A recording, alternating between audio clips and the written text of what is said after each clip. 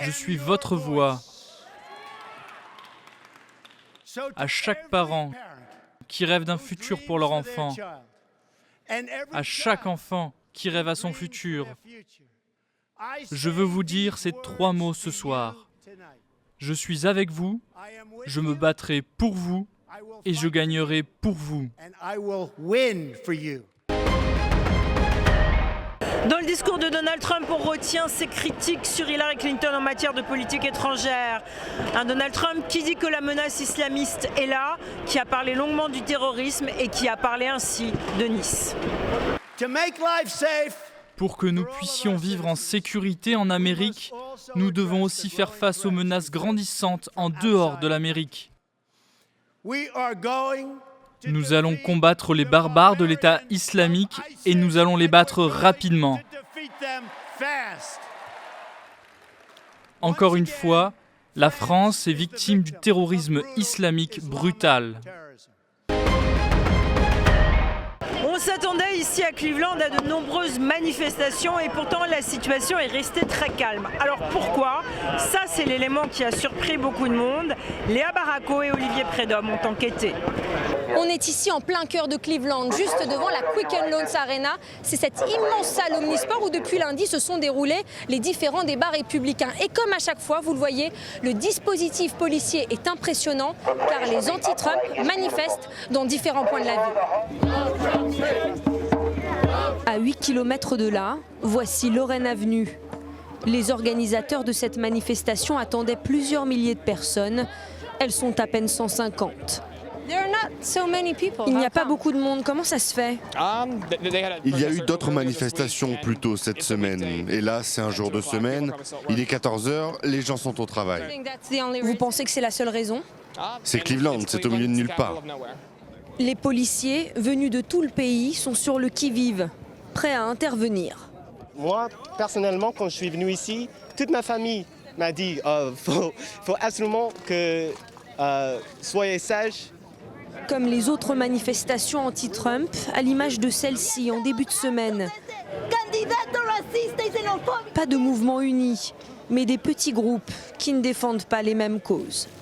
C'est le cas aussi sur cette place du centre-ville. Des messages de paix et quelques excentriques. Pourtant, au moindre haussement de voix, la police intervient.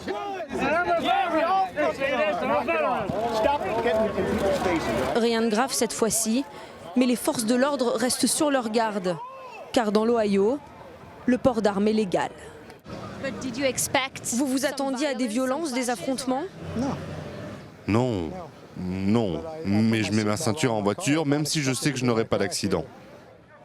Durant cette semaine, qu'on annonçait à haut risque, quelques dizaines de personnes ont été arrêtées, contre plus de 700 lors de la convention de 2008.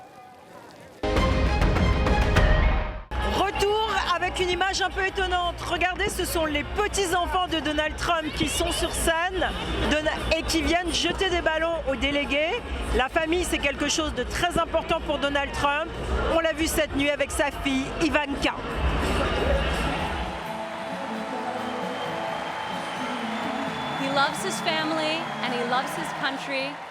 Mon père aime sa famille et il aime son pays avec son cœur et son âme.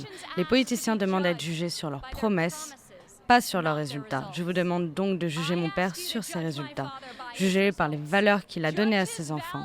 Jugez les compétences qu'il a acquises par ce qu'il a construit, par les compagnies qu'il a fondées et les dizaines de milliers d'emplois qu'il a créés.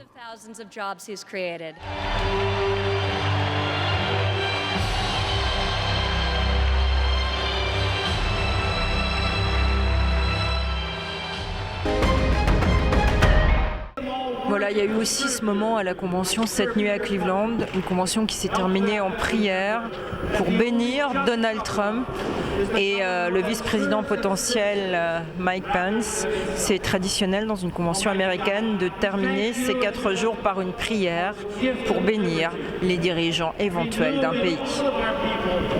Give us strength and the courage to bring the pro-life platform of this 2016 Republican National Convention to fulfillment.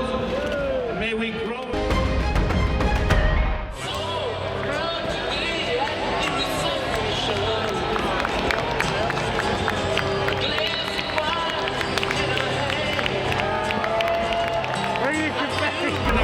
cette convention un peu bizarre, je peux vous dire que sur scène, vous avez le chef du parti républicain, Reince Priebus, qui est là.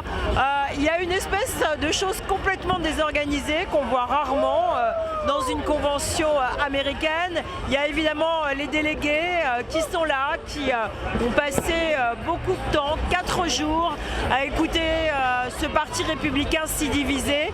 Des délégués qu'on va interviewer. Excuse me. Bonjour. Hi. You're on French TV. How are you? Good. What did you think of this speech? Qu'avez-vous pensé de ce speech, de ce discours de Donald Trump? C'est absolument incroyable. Il s'est adressé à chacun des habitants de ce pays. Il va travailler pour nous. Il n'est plus un politicien, maintenant il est l'un d'entre nous. Un homme du peuple. Il a fait ses preuves. Il construit beaucoup de choses. Il va nous rendre meilleurs. Ça va être merveilleux. Il va rendre le monde plus sûr. Voilà, le monde beaucoup plus en sécurité. Donald Trump qui n'est pas un politicien, c'est ce qu'on a entendu pendant ces 4 jours. On verra si dans les sondages, Donald Trump parvient à avancer sur Hillary Clinton. Pour le moment, avant la convention démocrate de la semaine prochaine, Donald Trump et Hillary Clinton sont à égalité.